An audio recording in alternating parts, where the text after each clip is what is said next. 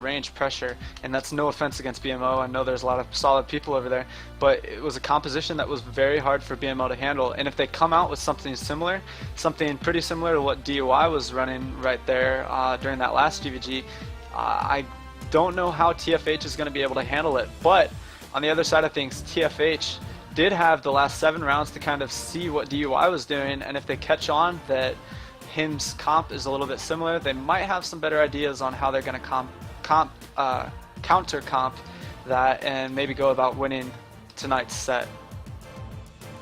You know, I really want to see what TFH can do here tonight. Panel, I guess. What are their chances of a win? I think it's hard to talk about chances, but I think they have a good opportunity to at least take a round or 2 off of him. Him is a very emotional guild, so sometimes they'll let something in the middle of a round really get to them, and they'll just kind of drop that round. So TFH definitely has a chance to take a round here, but I think him is definitely the favorite here.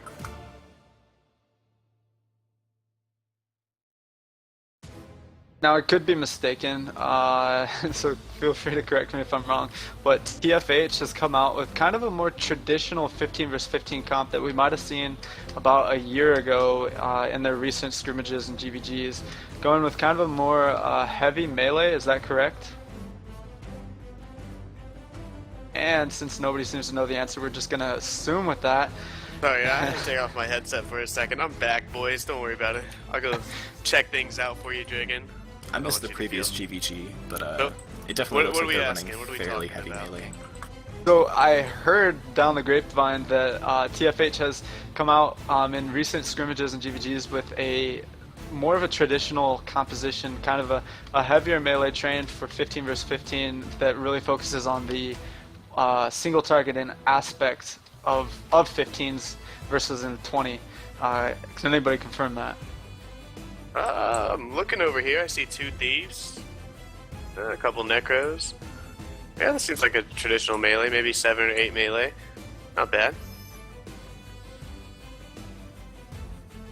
I'll look too. I mean, I haven't watched them much. I couldn't tell you. I guess we'll see when it starts. See how it works for them. And it watching, does.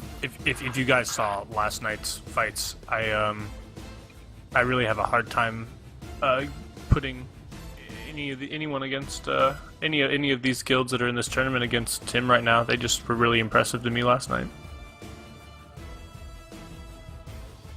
Yeah, absolutely. TFH definitely has their work cut out for them tonight, as they're going to have to figure out how exactly they're going to react to the massive range pressure that him is able to put out. And one thing that is very different that him was doing last night compared to any typical GvG is they weren't stealthing. They came out of the gate and they said, hey, we don't need stealth. We can get on the enemy quicker than they can even react. And that'll be an interesting thing to see. And it does sound like we're going to have this first round underway in 3 seconds here, as it's starting now with an early empower from him and no stealth as of yet. And now we do have a veil coming out from him. That could be a sign that they have 2 mesmers for him, as I know their main mesmer does not like running it. And we do have the clash now from TFH going in, and big bombs going off from each side, some counter bombs, and the driver from TFH is low, but he does get out, and now we do have 1 down, and it looks like that's a thief as well as I can't tell the second class, a thief and an elementalist, and no banner gets off.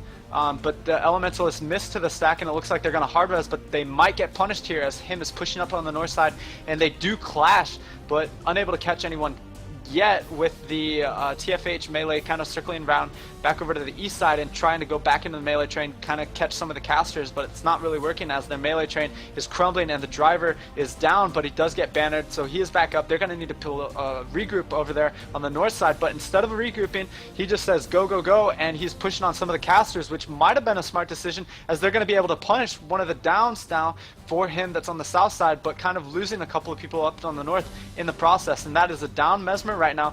And then he does use his down skill number 2, and it looks like the banner did come off for him, but there still is 1 down in the middle of the arena. That's a necromancer from him, and he does get stomped out. So it looks like, I believe it might be a 14 versus 9, 14 versus 10 in favor of him right now. But TFH does not have any quit in them, as they're going to keep going with however many they have. And we do have a couple down now from TFH down in the middle of the train. It looks like a couple Guardians and pretty much the bulk of the melee train, as this round has now spiraled out of control for TFH, and they're going to have to call it in favor of him. 1-0 on this first round, 15 versus 15 official matchup in the NA Tier 2 Invitational Tournament.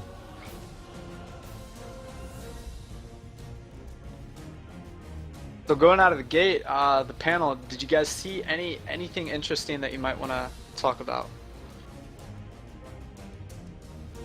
The thief getting blown up at the beginning was a pretty big mistake by their players. I mean, they had on that initial, not the initial class, but the initial, down states were a thief and an Ellie from TFH, and the Ellie ended up getting up because he was able to mist away, and they were able to res him. But their thief was just in a pretty bad position there. He wasn't. The way I know that Drigan likes to explain it is he likes to kind of split the map in two, and as gank or as backline, you want to kind of be on whatever your side of the map is at that time. And just looking at where he died, there's just no way that he was following that guideline, and they were just able to kind of run over him without him being able to get back in time. One thing I noticed, we already saw more melee clashes in that fight than we probably did in the previous 7 between DUI and BGA. Not to the fault of either guild, just the different composition and playstyle that they're bringing out. But in that very first clash between the TFH melee and the him melee, it looked like it was definitely in favor in terms of ground pressure and damage. It was in favor of him, as when the him melee train leaped in and managed to catch some of the TFH melee, there were already AoEs in place, there were already wells, there were already lava fonts and meteors down on the TFH melee train, whereas the TFH casters were still kind of deciding on whether or not they were going to put down as much pressure, put down their wells and commit to that push.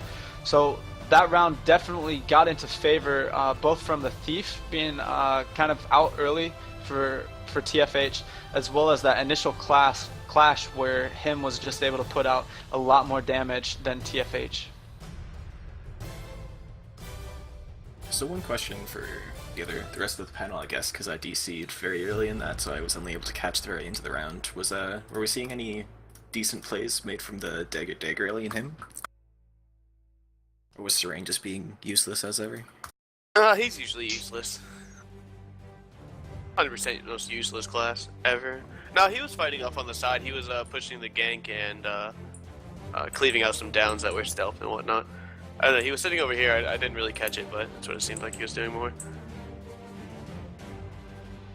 Well, Drigan, my name's Kyotie. You can now know my voice. I know the struggle is real. Yeah, no, it definitely is. So if you are just joining us now for this set, it looks like we still have another 20 viewers or so. This is the 15 vs 15 Tier 2 NA Invitational GvG Tournament, featuring him and TFH now, with the score in favor of him 1-0, and it is a 7 match set, so they will be playing all of them, and we'll see any type of adjustments from TFH. So Kyle, if you're TFH right now, what type of adjustments after that first round would you kind of maybe think about doing, or would you do any after that first round?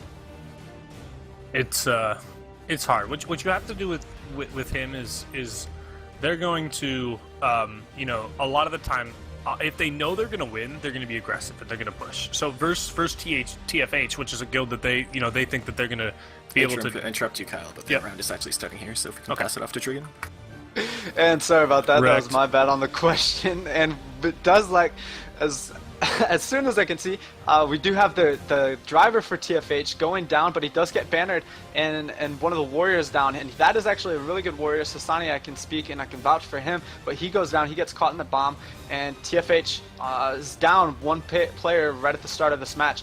Looks like I'm getting a little bit too close, but TFH trying to commit down on the south side, try to get some pressure on the back casters, but it's not working as some of them are going to get strung out without stability and get caught now from the melee of TFH, and there is another banner that goes down, and now a big counter bomb from TFH as 2 down from him, but there is still 1 down from TFH, and that's a warrior, and he's going to go full down as well as the driver, and he's going to go down inside a meteor. There's lava fonts and now a lot of guardian symbols that are going down, now some wells, and that driver for TFH is going to go down, and he is out.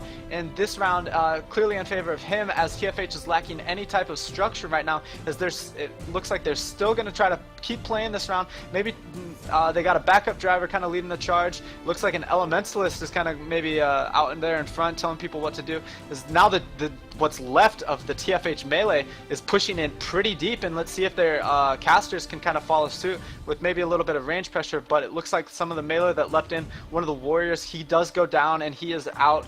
He gets stomped actually, and this round is just going to be mop-up duty now from here on out with him. There's still about 8 left up there, and it looks like it's all of the range. A couple of casters, the full gank from TFH. They're still working. They haven't given up, and now they do.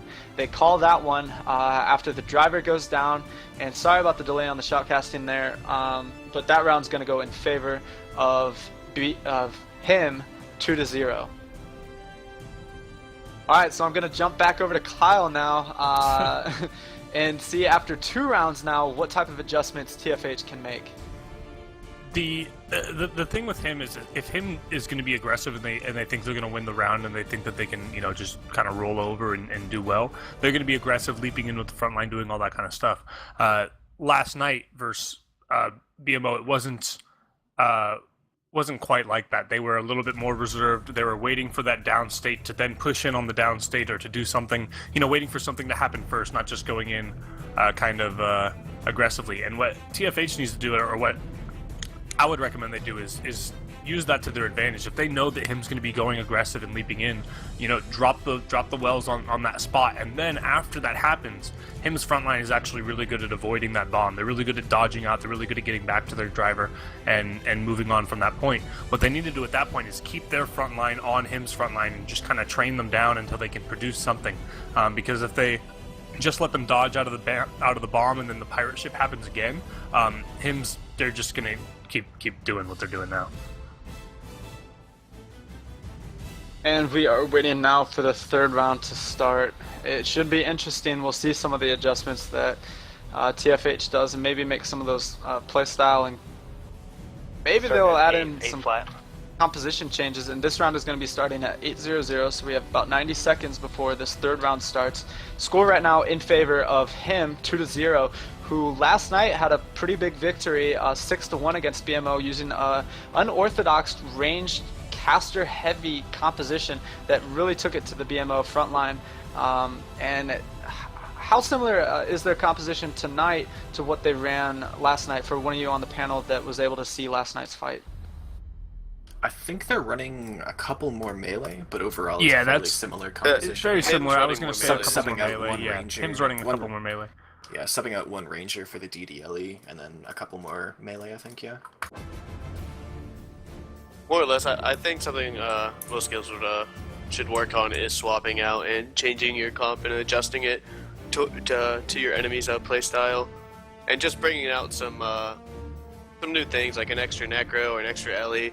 Just see how well they adjust to it and see if it can help you win the fight, and then switching back and forth between all that. Like, I don't see a lot of guilds bringing in new players, or not new players, but new adjusted comps a lot. Like, maybe have 2 or 3 thieves, or, you know, just each round have something different. I think that brings a whole new icing on the cake, more or less, if you want to say. Just helps this you win, round helps is- you take a round. Go ahead. And this round is starting here in 5 seconds for the 3rd round of this 15 versus 15 set between him and TFH. We do have an early stealth field going out from TFH that's maybe going to help them get a pretty good engage on the backline from him, but they come out of stealth, and him knows exactly where they are, leaps over there, engages on them, and some big bombs coming out right away.